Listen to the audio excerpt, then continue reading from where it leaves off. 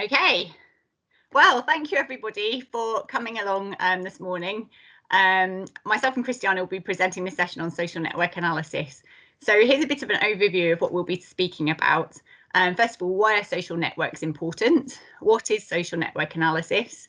And some examples from the literature. And then I'll just briefly talk about some of my plans to use social network analysis in my DPhil. And then Christiane will talk about data sources for SNA, her own work on co-authorship networks, and some advice about which type of design, and going through some network types, and then some tools and software that can be used in social network analysis. So first of all, when we think about people that work together or teams, then we might think about these in lots of different ways. And one of the ways that we maybe might try to find more about the team, maybe we could take a picture and we might recognize a team on this slide. Luckily, everybody's smiling, so that looks like a very good sign. Maybe we might want to observe the team at work together, maybe some of the activities that they do on a day-to-day basis where they're interacting with one another. Also, we might find more information about the group of colleagues by looking at sort of the formal structure, maybe the organogram of the organisation, so that we can know who's in charge, where the sort of flows of control are, and how the organisation is structured.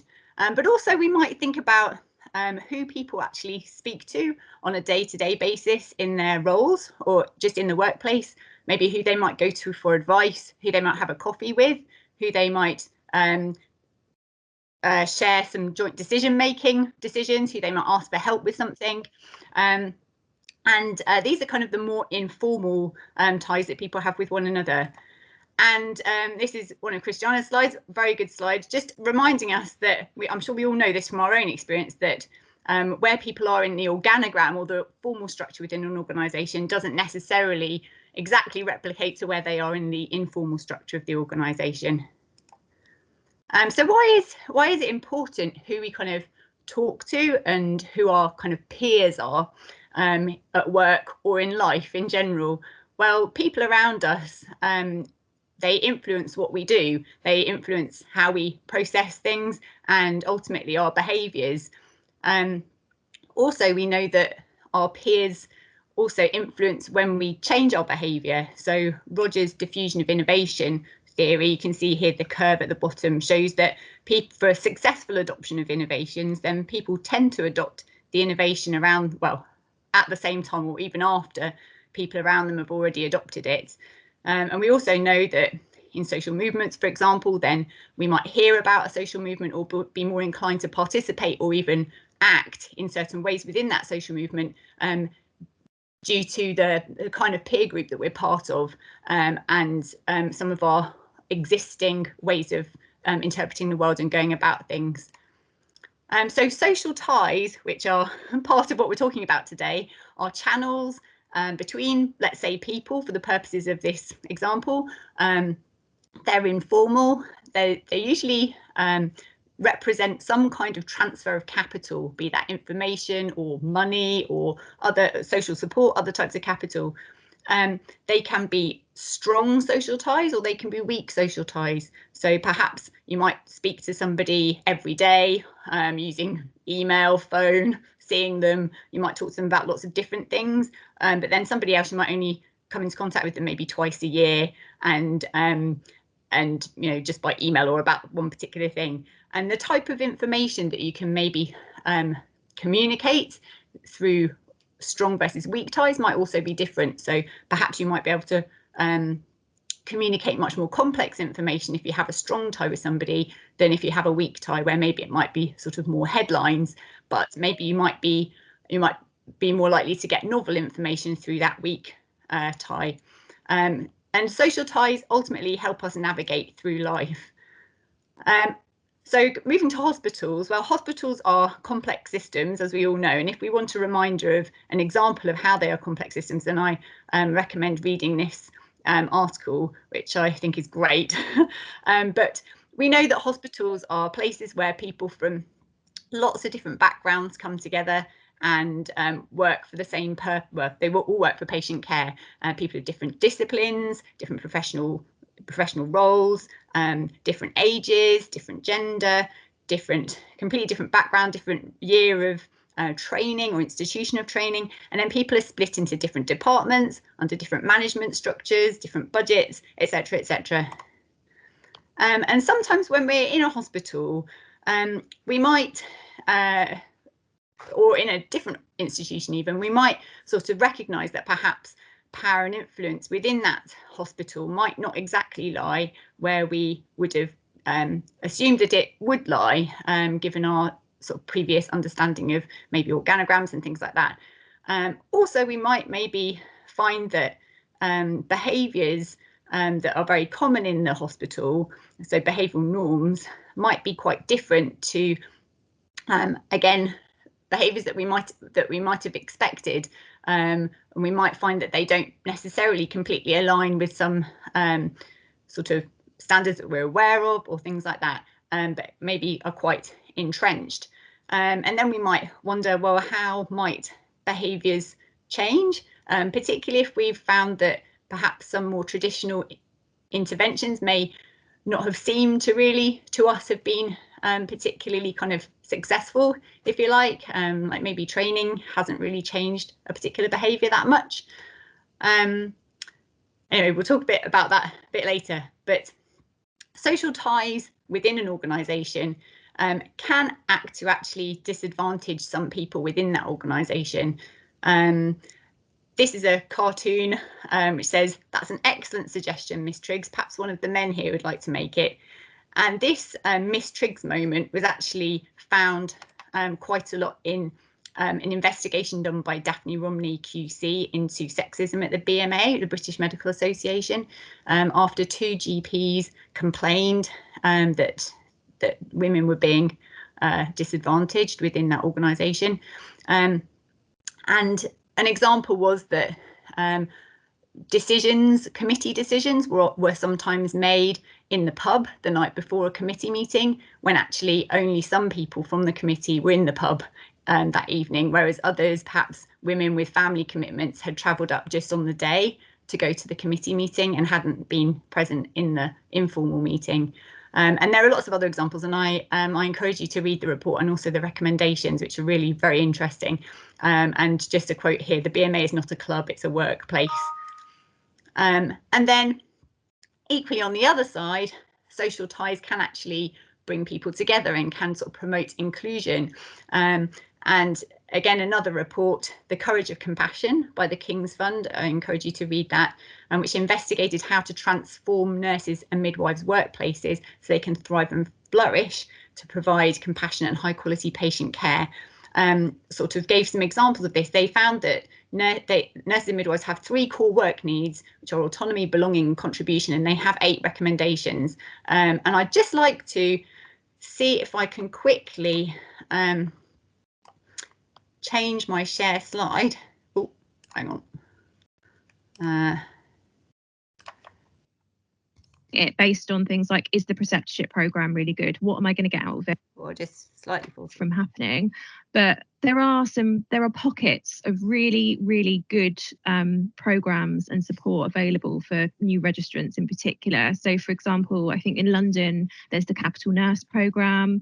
There's Glow Stars as well. But if you look at them, it's about the quality of that program, but also the peer-to-peer support that they have as well, because I think, you know, that's something that's quite easy to set up but isn't always there, because if you're not, as the new kid on the block, introduced to other new kids on the block, the size of the trusts, it may be impossible to find that. So you need that facilitation from the trust in the first place and set these people up to, you know, help them thrive.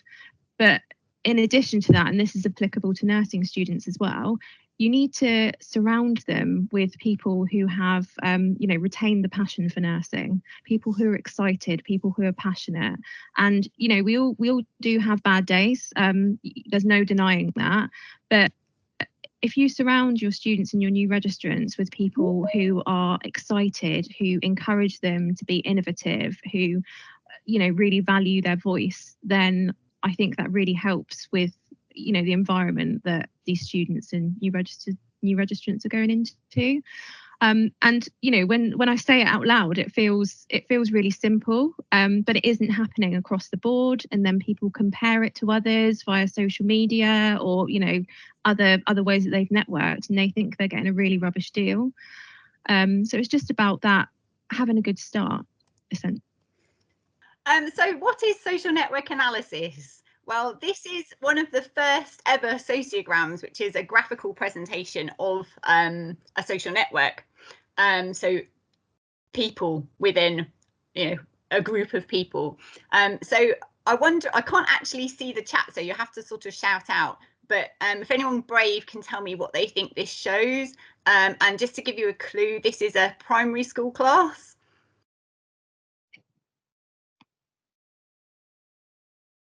Go on. Be brave. You need to shout out, because I can't see the chat.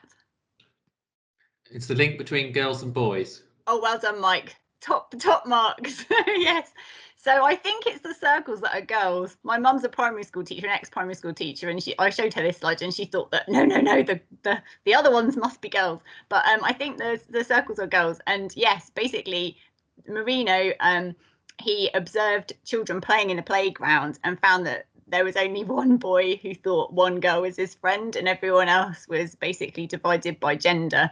So social networks analysis looks at nodes and edges. So nodes, for the purposes of this presentation, are going to be people, but there are other nodes, which I think Christiane might mention a bit later. But there are nodes, and then an edge is something that connects those two nodes. And it's some kind of relational tie connecting the two nodes, and different types of relational tie can be studied. For example, individual evaluations. Do you like the person? Are they your friend? Do you respect them? Maybe some kind of transaction of something, like selling something. Interactions like emailing, talking, asking advice. Movement, be it physical or even social, like moving status, or formal roles, or even kinship relations. So there's quite a famous study, which I can't remember the details of now, but they looked at families in Italy, very influential families in Italy, and they found basically that the most influential families, I think it was in Florence, were connected by marriage. So social network analysis uses graph theory, and it can be non-directional. So the people are, in this example, friends, or it could be directional. So in the example, then A thinks that B is his friend, but in that example, B actually doesn't think that A is his friend. And then, or you can have, they both think each other are their friends. Because there are lots of nodes within a network, obviously, depending on the size of the network, depends on the size of how many nodes you've got, then there are going to be potential edges that can be between all of those nodes. And so one way of presenting that, and what social network analysis uses, is matrices. For an extra point, you have to shout out again. Can anybody tell me whether this is directional or non-directional? Whether these ties are directional or non-directional? Just a bit of fun.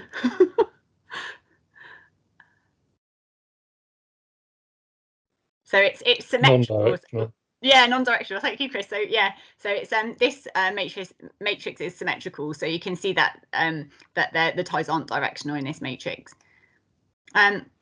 So this is from a book by Scott, which I really encourage anyone to read who's interested in social network analysis. So social network analysis provides a vocabulary and a set of measures for relational data, and Scott divides types of data into attributional, ideational, and relational. And you can see that relational data can come from different sources of evidence, and therefore different styles of research. So how are data collected? Christiane's going to talk a little bit about this as well, but you can use observation, surveys, interviews, documents, and other types of data.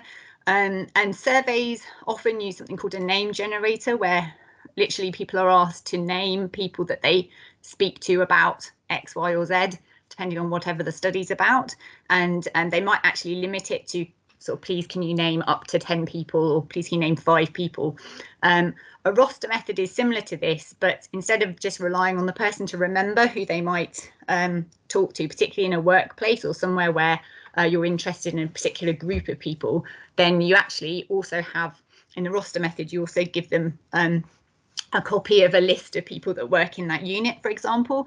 And you might even go down the list and say, do you talk to this person? Do you talk to this person?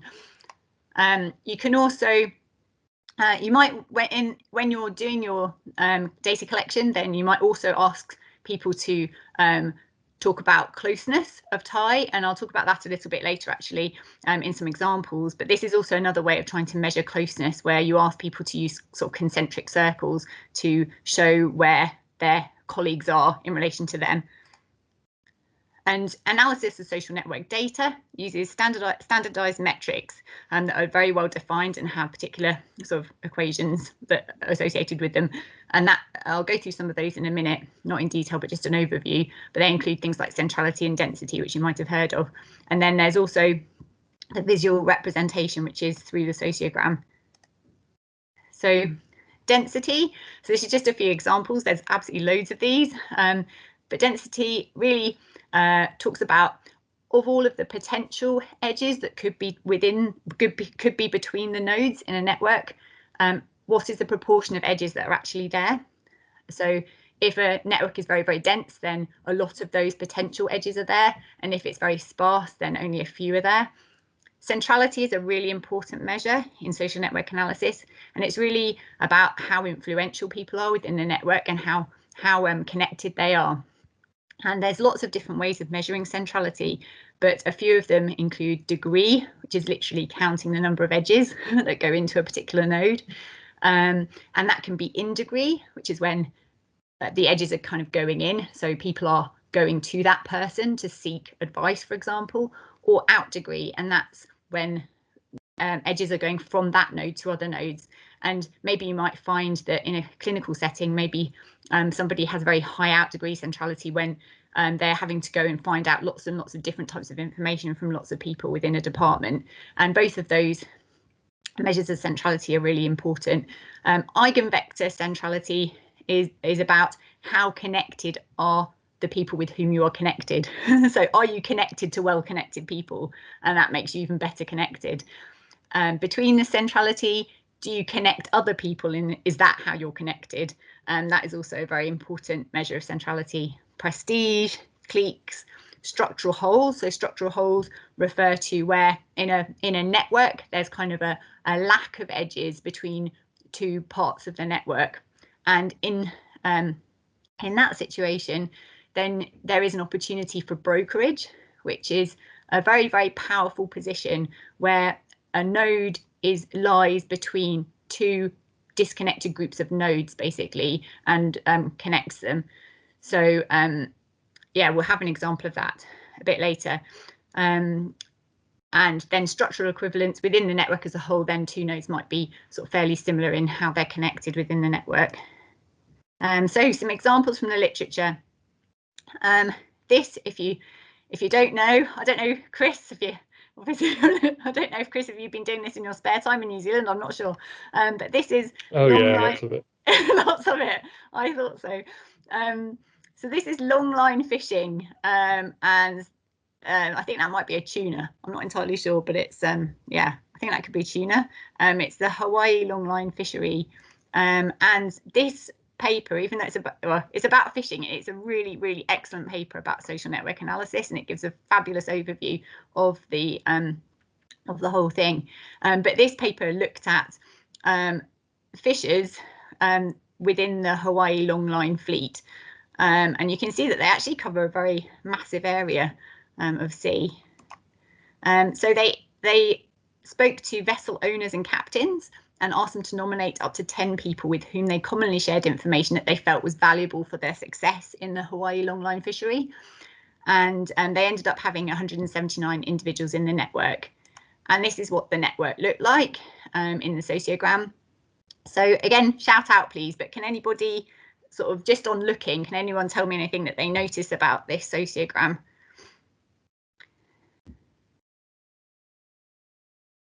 Don't be shy.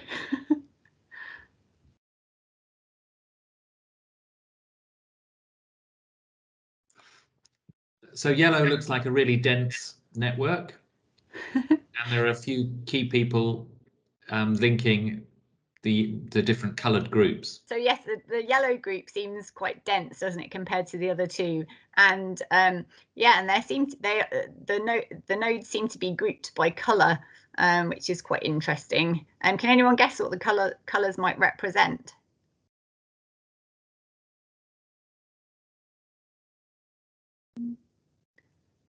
Well, it's ethnicity. So they're ethnicity was a significant predictor for the majority of network measures of social capital within the Hawaii longline fishery.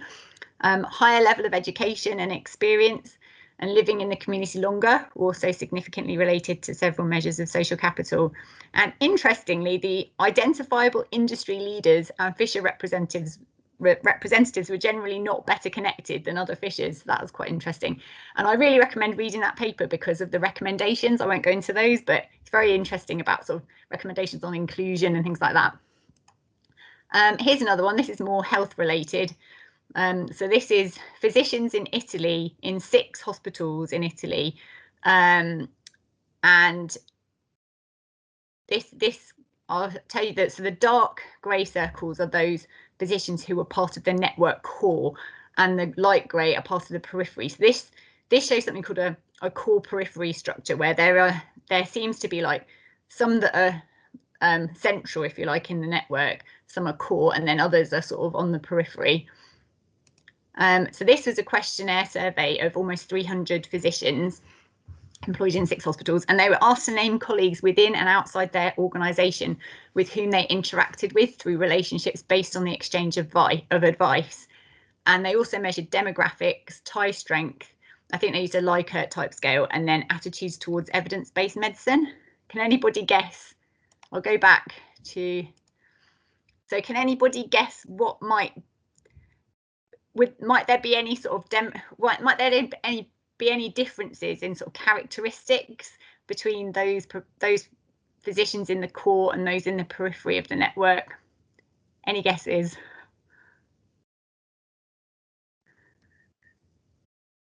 Maybe they're CADA. They're CADA? Yeah, could be. Thank you. Yep, so maybe they might just be speaking to, sorry, say that again. Seniority. Seniority, yep, good. These are excellent suggestions. Thank you. Is it ethnicity again? Ethnicity again. Thanks for the suggestion. Perhaps based on where they're practicing, for example, family type physicians and hospital-based physicians. Yeah, thank you. Thank you very much. I'll tell you the answer. It was their propensity to use evidence-based medicine, unfortunately. So there is a significant negative association between the physician's propensity to use evidence-based medicine and the coreness they exhibited in their organisation. So the core was formed by physicians having a significantly lower propensity towards evidence-based medicine than their peers located in the peripheral part of the network. Read all of the references will at the end of the presentation if you're interested to read the author's comments and things about that. This is a renal ward in Australia. Any comments about that at all? Anyone want to be? Don't be shy. So blue is nurses, green is doctors, red is allied health professionals, yellow is other.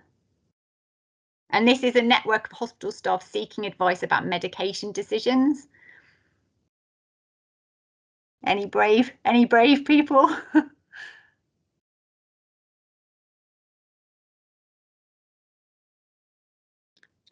A lot of the advice seeking seems to be within CADA.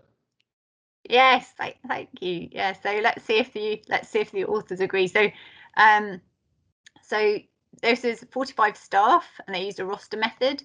How often do you seek advice from X about medication decisions and tasks? And they also gave like a Likert type scale on frequency of advice seeking.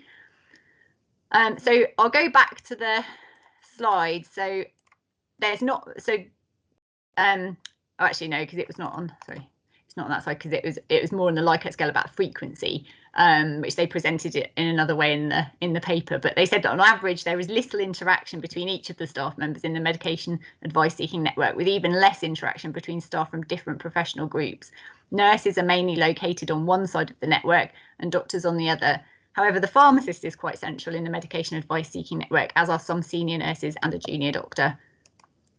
This is from a Burns unit. I won't go into this in detail, but just to say that this showed a slightly different pattern. So yeah, it's interesting in different units. It's interesting to look at.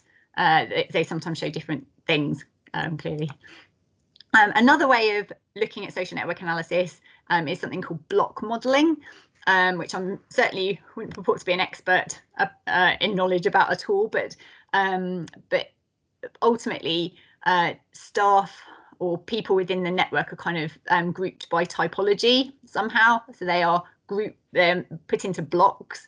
And in this example, then there are higher status nurses, nursing day shift, nursing evening shift, nursing night shift, core multidisciplinary professionals, and then peripheral multidisciplinary professionals. And this paper used data from across 3 kind of main sort of nurse heavy units. A couple were residential and one was more sort of hospital type unit. And this is what they found. So they found that there were 2 sub-teams basically from their block modelling. There was a nursing sub-team and there was a multi-professional sub-team. And then the head nurse was the link, if you like, between those 2 sub-teams. And the title of the paper is actually "We Decide, You Carry It Out." And they were saying in the paper that it was only really the senior nurses who were involved in any sort of strategic decision making out of the nursing team. And the rest of the nurses were more focused on activity-based work. It's a really interesting paper to read. You don't have to present social network analysis data in sociograms, even though they're quite nice to look at. You can also, which you know most papers do as well, is you can present it in tabular form, or in alternative forms where you present some of these metrics. So here they've got density, and they've compared it within different professional groups. And also between professions, and then they've got average path length, diameter. So these are other network measures, centralization of the whole network, reciprocity, hierarchy, transitivity, etc. Also, some papers using social network analysis also supplement the metrics, so the quantitative data, with also qualitative data. And I think Christiane will talk about this a bit more as well. But this is one paper from a nephrology department in Italy. I'll just do a couple of, I'll just read out the second lot of quotes. She, the nurse manager, reports all our questions and complaints to the clinical director, and they try to find the best solutions for managing our activity. Our interactions with doctors are thus often introduced by her. Our nurse manager, I'll try and move this thing a bit. Our nurse manager tends to work as a drawbridge in regulating the contacts between other nurses and the doctors. She leverages this separation to maintain the control over what other nurses know and over the knowledge they share with doctors. That's quite interesting. Anyway, this is quite an interesting paper to read. Plans to, can everyone still hear me? Because I've lost a little box in my screen. Someone shout. Yeah. Oh, good. So my plans to use social network analysis in my DPhil. Well, the objectives, I'm not going to go into this in much detail at all, but just a little overview. So my objectives are to develop a way of understanding social networks that exist between staff in hospitals using realist synthesis. That's my first objective. And then my second objective is to try to conduct some empirical work to explore how social ties influence implementation of improvement projects in Kenyan neonatal wards, combined with some more directed efforts to explore social networks. And then I'll draw on those to explore transferability of the programme theory and the changes required to use theory in the specific setting of neonatal units in Kenya. So the realist synthesis, we've got another session coming up in this sort of series of seminars on realism, so I won't go into realism at all. But just to say that I used my data came from social network analysis studies, So I only included studies that use social network analysis in hospitals and looked at staff social networks. And then I ended up with 75 included documents. Most of them were from high income settings, unsurprisingly. But I won't go into this, but I, from that, using realist synthesis, and I developed a program theory which ended up being across 4 domains that came from the data: social groups, hierarchy, discourse, and bridging distance. And just as a little, just a little introduction to that, then the social groups bit, and obviously all of those domains came from social network analysis studies, studies using social network analysis. So the studies gave a lot of data about things like hierarchy, how to have relationships with people who weren't your peers, and then about how the overall discourse influenced things. But this is just a little excerpt of the theory building in case you're interested. So hospital staff prefer to communicate with colleagues who are similar to themselves and with whom they share trust. However, this can create boundaries, silos, and redundant information within pockets of the workforce, and different behavioural norms adopted by members of different groups dominated by influential individuals. That's just a tiny snippet. And then my second objective in my DPhil, where I'm hoping to explore social networks within the Kenyan neonatal setting, then I'm planning to use a case study approach, and I'll use mixed methods. So I will use social network analysis, but it will also be alongside in-depth interviews and non-participant observation. And for the social network analysis part of it, I'm planning to use a roster method, and hopefully trying to include all neonatal unit staff as much as possible, with a demographic section, and then scenario style questions such as, for example, you're halfway through your shift and you're not sure of the dose of medication to give. What do you do? Please indicate if you'd ask anyone. So I'm going to hand over to Christiane now, and just Christiane, just say next slide. Thank you, Claire. Can you hear me? Hello? Yes. Oh, great. Yes. So yeah, thank you very much, Claire. This was a really brilliant overview of what SNA is, and yeah, your DPhil project is very exciting indeed. So I would like to present a little bit on what other data sources for SNA can be used to design, what different network types there are and can be studied, and also give some insight in how to conduct a network analysis, and last but not least, give a quick overview of tools that are available to conduct the analysis and visualizations, the graphs. Next. Right, so often there is the misconception that social network analysis is a method to study social media connections and links. Well, this is obviously not the only network we can analyze with SNA. It is one that can be analyzed, and I think Facebook is a brilliant example of an undirected graph. As soon as people receive an invite and accept it, the connection between those two is a mutual Facebook friendship, or at least an online connection. And if you actually want to analyze your own social network, you could do that with using these data. And if you do so, you would be able to visualize and label some history of your life or somebody else's, as it captures Facebook friending and maybe even wall posts. And so this graph tells you a lot about friends and different groups in your friendship circles.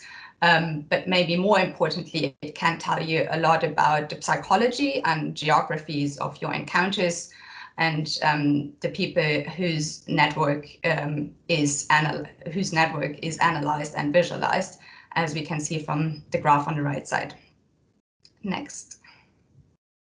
So similarly, it is possible to do the same with other online platforms where people connect or follow, like Twitter and Instagram, which again is a good example for a directed network where someone might follow you, but you don't follow back. And there are many studies conducted, especially with Twitter, to understand how communication is influenced by opinion leaders, for example, politicians or celebrities or any other influencer.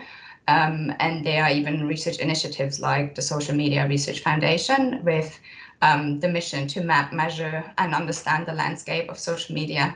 And they also developed a specific tool to facilitate these kind of studies. called NodeXL, which is a tool I will reflect on later. Next. Yay. So this is my absolute favorite attempt of using network analysis for a prediction of who wins the game by looking at who is the most powerful influencing actor in the TV show Game of Thrones. For those of you who haven't watched the series or read the books, long story short, this is all about who might be the rightful king or queen and who will conquer the throne. However, the analysis here is based on data from the books and measured betweenness centrality to see who got a power position due to communication encounters. As we heard earlier, betweenness is a measure of centrality in a graph based on shortest path and represents the degree to which nodes stand between each other. And in particular, in communication networks, a node with a higher betweenness would have more control over the network because more information will pass through that node. Yes, and the colors show, I think, the houses as clicks by color. For those who know the story, we think this network does not reflect well on the actual outcome. I will come back to that later, so keep the network in mind.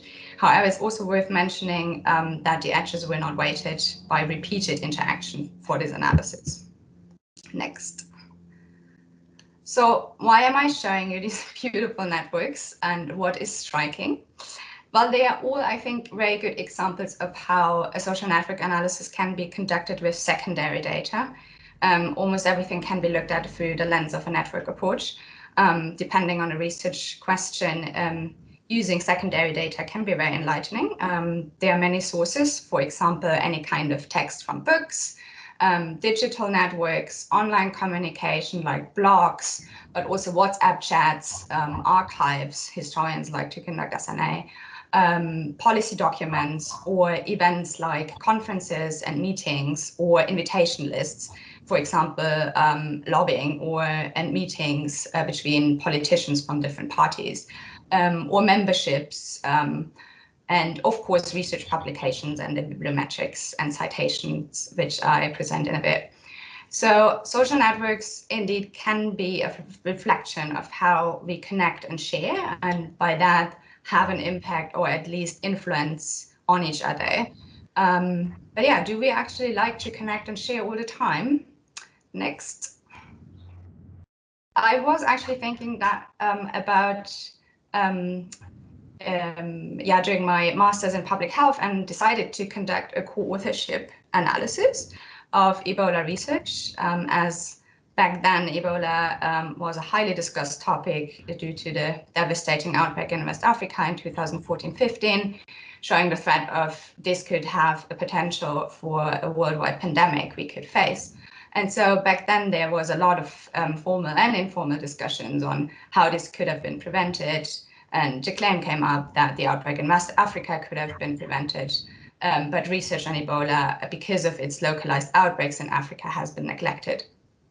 And so I wanted to review the literature with a different approach to identify if and understand how researchers and institutions in particular have worked together in efforts to understand the disease and to find the necessary research conclusions. But also to see who were the most influential, powerful actors who can, due to their power position, lead and shape the research agenda, but could be also responsible for bringing research efforts together and avoid silos of research. And co-authorships are the most visible and accessible indicator for dissemination, but also collaborations during research. So we use bibliometrics for social network analysis to measure the presence of research collaborations by country, institutions, and also measure the evolution of the network over time. Next.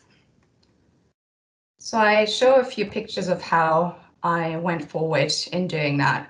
So I collected data from Web of Science, similar to a literature review, to identify publications on Ebola and to collect the bibliometric data to see how institutions were connected during research projects by extracting the affiliated institutions. Bibliometric data, so all information about authors, if affiliations to institutions, year of publication, country, etc., can be extracted in text files, but can be very messy.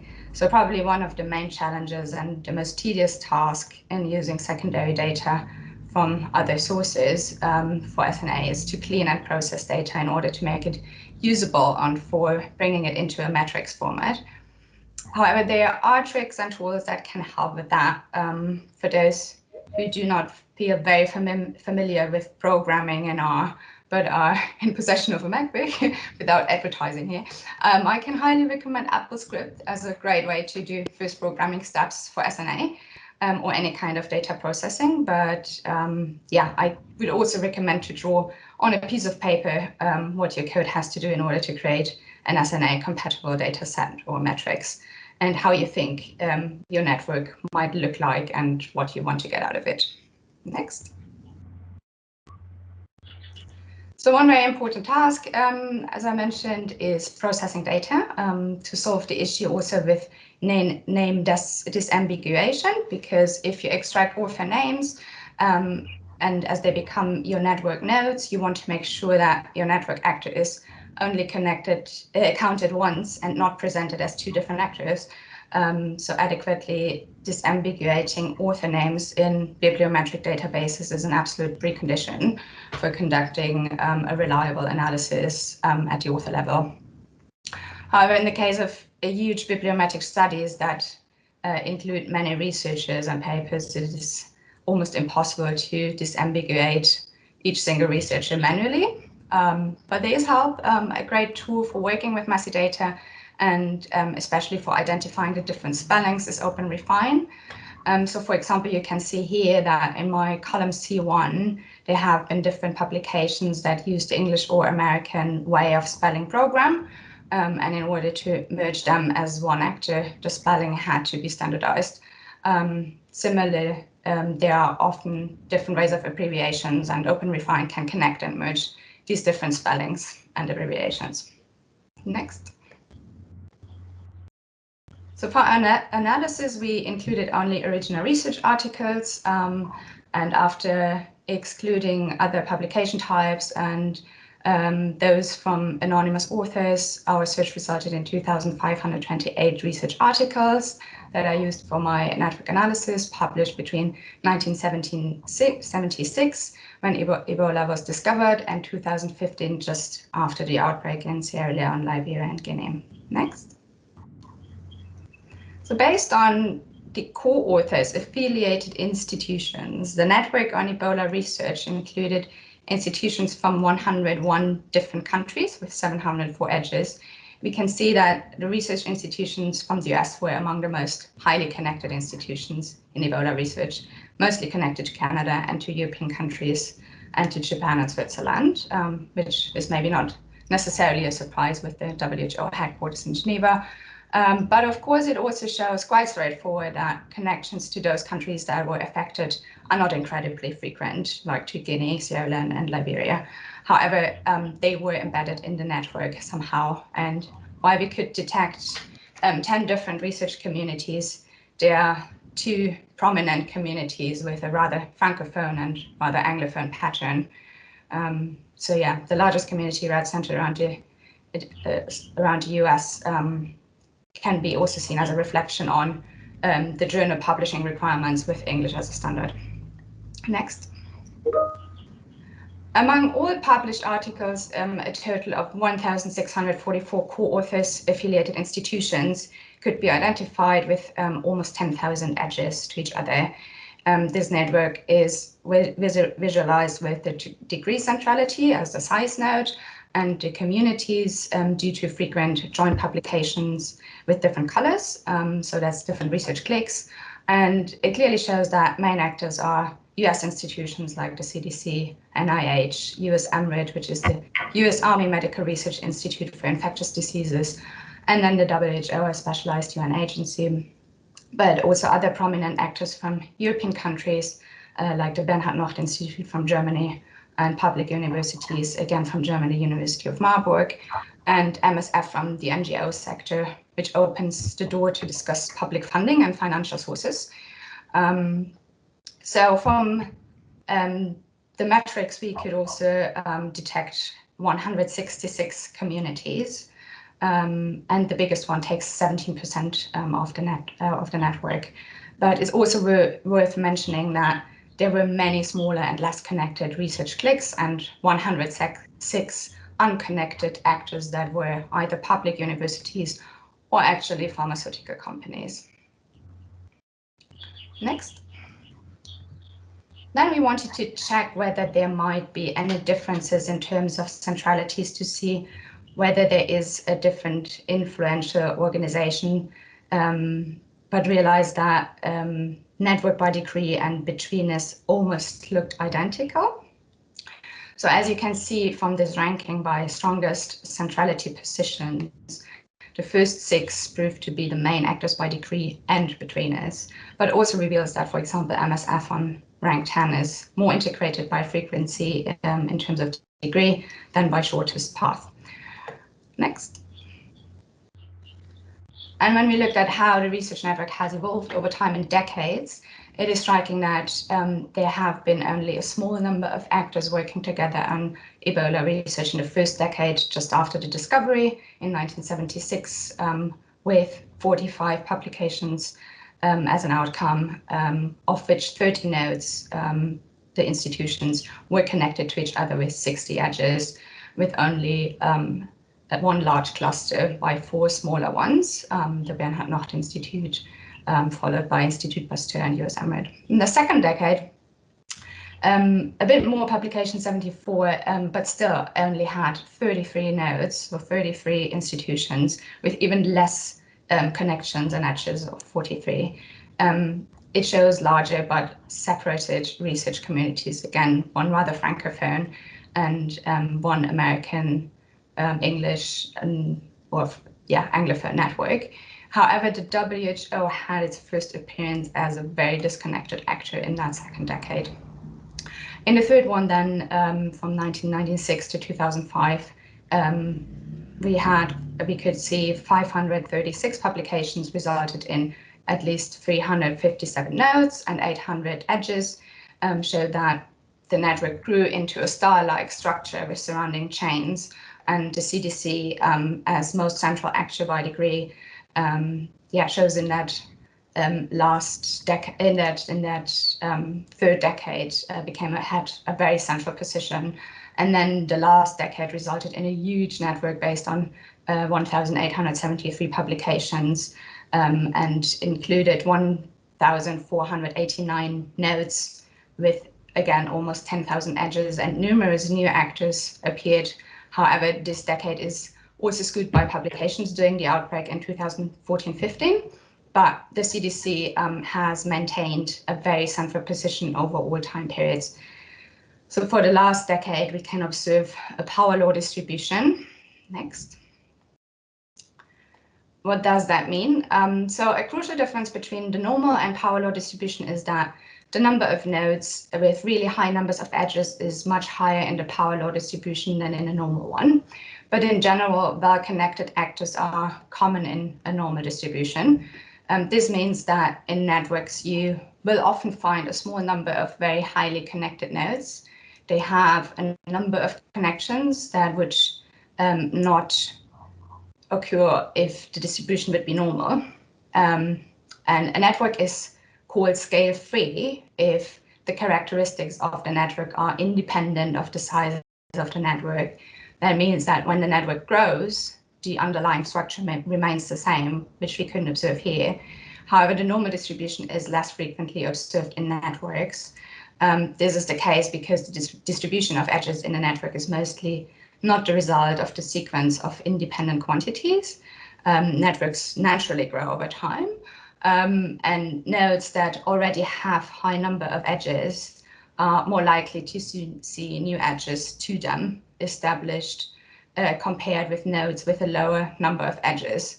That is the idea of so-called preferential attachment, or the Matthew effect, basically the rich get richer principle, which looks like a plausible hypothesis for social networks. Interestingly, in our network evolution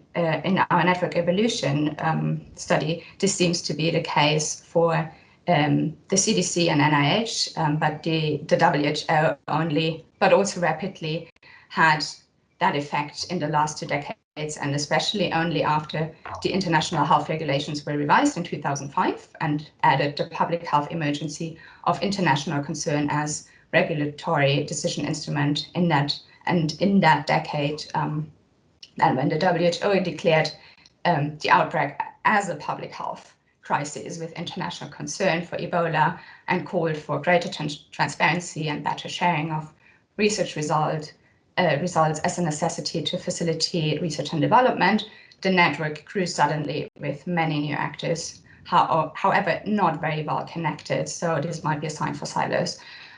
Similarly, or maybe as a result, MSF has only emerged in the last decade with a high degree of 157.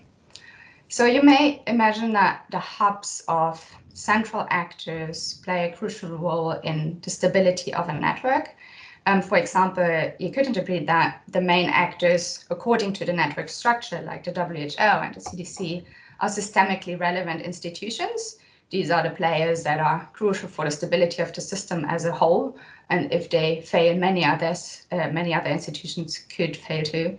In our example, because we looked at research outputs only, that could refer to information and research and development, but also how funding is provided when these actors, for example, announce research priorities. Because highly connected nodes can have a big impact on the acceptance of decisions. Next. So co-authorship and citation networks are, I think, a great way to look at research outputs to identify knowledge hubs, but also policy actor landscape. As I mentioned, data can be collected through publication databases like PubMed or Web of Science, but could also be collected from policy documents or events for policy and stakeholder analysis. However, I want to highlight one big limitation of our study. We did not weigh the author ranking of first, middle, and last co-authorship positions, and also because it is a purely quantitative analysis, which is great because it enables to add to an understanding of the network structure and components. It does not provide an in-depth information about specific actors' perceptions or views on their position, relationship, or interactions. For that, a qualitative approach will be needed. So in fact, SNA offers a particular opportunity to mix qualitative methods with quantitative techniques. Traditionally, SNA has been associated with quantitative methods. Many network measures and patterns are informed by graph theory, but networks are both structure and process at the same time, and therefore evade simple categorization as either quantitative or qualitative phenomena. And it is essential to understand network patterns and measures by asking how people perceive the network and their own or other network actors' positions and relationships and interactions. So some network research questions require qualitative methods. So for example, if perception of process rather than structure and snapshot is studied, or emerging ties rather than established ones. So for example, when you remember the Game of Thrones graph that I presented, it would have added a lot if it would have been possible to ask actors and in order to provide better predictions. So qualitative SNA can capture the inside view of the network, and added to quantitative SNA creates a more complete picture, and quantitative SNA helps to grasp the structure of the relations, the outsider view basically of the network. And so the other way around, it can also complement qualitative research, which explores the subjective viewpoint. Next. There are also different ways of how and through which angle you want to look at a network structure. Also different objectives require different network lenses.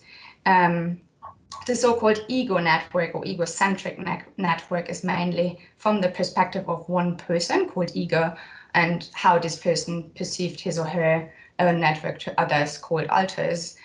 For example, like in this study by Chelig and colleagues on the left, looking at care management of children with asthma, considering patients' embeddedness in his or her own social network. They used an egocentric SNA approach to analyze the influence of personal and social networks on health behavior and considered each child with asthma within their own egocentric network, categorizing in medical, family, and school interactions. So what's the difference between a whole SNA and an ego SNA? So while the whole, or also called sociocentric network approach, looks at interactions within a socially or geographically bounded group, this could be a classroom or a corporate office or a church, the egocentric SNA measures effects of social context from an individual perspective or individual attitudes, behaviors, and conditions. And data is collected from the ego about interactions with network members in all social settings, while for the whole SNA, data is collected from group members about their ties to other group members in a selected social setting as a boundary of the network. So the boundary defines the social space. You can imagine, I mean, the world is one large, unlimited, almost unmeasurable whole network. So setting boundaries are very important to make whole SNA feasible. Most networks are defined as one mode, unipartite, or you could call it unipartite networks, with one set of nodes that are similar to each other. However, several networks are in fact two-mode networks, also known as bipartite networks. These come with two different sets of nodes and ties existing only between nodes belonging to different sets. A distinction is often made between the two sets based on which set is considered more responsible for tie creation, so that would be the primary node set, than the other one, which would be the secondary node set. And one of the first two mode data sets to be analyzed was the Davis Southern Women data set, which recorded, for example, attendance of a group of women, which was the primary node set, and then recorded a series of events, which was the secondary. And a woman would then be linked to an event if she attended that. However, it's not always obvious which node set is the primary one and which one is the secondary one. And in that case, the research question really guides the choice. A two or multi-mode network can also be transferred into a one-mode network using a method known as projection. This method operates by selecting one of the two node sets, often the primary one, and linking nodes from that set if they were connected to at least one common node in the other set. So information from the two-mode network can be incorporated as a tie. So the second set of nodes is transformed into weighted edges, basically. So if you want to have a deeper look at how that works, the study by Onella and colleagues here on the left shows in a very nice way the different types with patient, physicians, and episodes as nodes, and they constructed networks of physicians based on their shared patients. And the resulting networks are then able to capture somewhat different aspects of patient-physician encounters. Also, Tom Snyders, who's very famous in SNA research, published a model for multiplex dynamics of two-mode and one-mode networks, which can be recommended to have a look at in case you want to read a bit more about that. Oh yes, and tools. So while you can do social network analysis, especially qualitative SNA with a really small set of actors with pen and paper, but computer packages offer really neat and efficient ways to handle data for SNA analysis and especially for the visualizations, but also even for collecting data for SNA, for example, the concentric circles as presented by Claire earlier, or participatory maps and interviews. So I use mainly a free and open source tool called Gephi, which I chose basically because it runs on a MacBook and because in my opinion, it is the Photoshop of networks and creates really beautiful visualizations for quantitative SNA.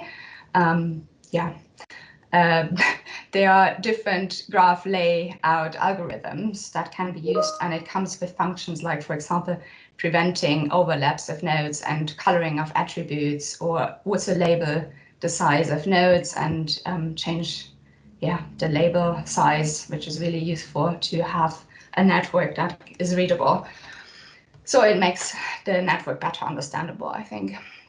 Also, it can directly import data with, for example, CSV and Excel files and export analyze data to CSV files. However, I think the only thing I started with was the geo layout. That was not very intuitive, but maybe it improved over time now. It was also known to provide very reliable mathematical results when calculating metrics. However, the user interface probably can be improved a bit, but there is a large community of support online in different groups. Next. So other tools are, of course, RStudio and Python. You could program your network analysis. There are many different plugins also for SNA, and it comes with the advantage of a variety of options and applicability. It's free and open source. There's also UCINet, which is a Windows-based program. It has very strong analytics and is strong with a large number of metrics. In general, UCINet is used to analyze sociometric survey data. However, it's also possible to analyze other one-mode and two-mode metrics data. And I read somewhere it is easy to be used even by non-techie researchers. Another tool is Payek, which is also strong in analytics, good for very large graphs, function of importing, there's a brilliant function of importing data from Web of Science, which can, for example, be very useful if you would conduct a co-authorship analysis. It was developed in 1996. I'm not sure how many times the tool was updated since in terms of usability, but the visualizations look really great. Cytoscape produces really high quality visualizations,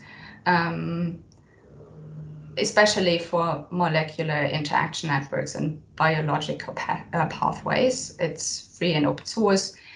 The social network visualizer, I cannot say much about it, but looks great and similar to Gephi, free and open source, and is available for Windows, Mac, and Linux. Then WenMaker is really great for qualitative and egocentric network analysis, processing interviews and visualizing of concentric circles, but also for data collection as it takes place during the drawing. Similar to that, Network Canvas, developed by the Oxford Internet Institute, so Oxford Uni and Northwestern Uni, is really, really great. Free and open source, comes with a tool for survey design and interviewing and secure case management. So this is really brilliant, I think, and great in terms of usability. And last but not least, NodeXL, developed by the Social Media Research Foundation, I think is great for directed networks with special features it has special features for network data from personal email and Twitter accounts and other data sources. Next. So these are our references and thank you very much for your attention.